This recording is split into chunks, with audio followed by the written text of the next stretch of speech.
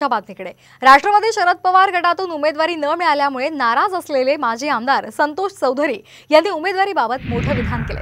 येत्या 24 एप्रिलला रावेर लोकसभेतून उमेदवारी अर्ज दाखल करणार असल्याचं चौधरींनी स्पष्ट केलंय।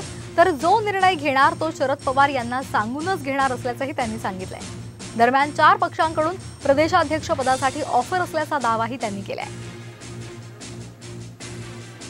आपण पाहतोय आताची महत्त्वाची बातमी। राष्ट्रवादी शरद पवार गटातून उमेदवारी न मिळाल्यामुळे नाराज असलेले माजी आमदार संतोष चौधरी यांनी उमेदवारी संदर्भात मोठं विधान केलंय। 4 पक्षाचे मला निमंत्रण आहे आणि ते प्रदेश अध्यक्ष म्हणून निमंत्रण आहे। 4 दिवसात तुतारी एवढी वाजवू शकतो तर आपली जे बी दिशा आहे ते 4 दिवसात एवढे जोरात वाजवू की ते महाराष्ट्रात गाजवू आपण। तो निर्णय घ्यायचा आहे, तो निर्णय पवार साहेबांना भेटून सांगून निर्णय घेईल आणि 24 तारखेला आपण त्या ठिकाणी लोकसभेचा फॉर्म भरू।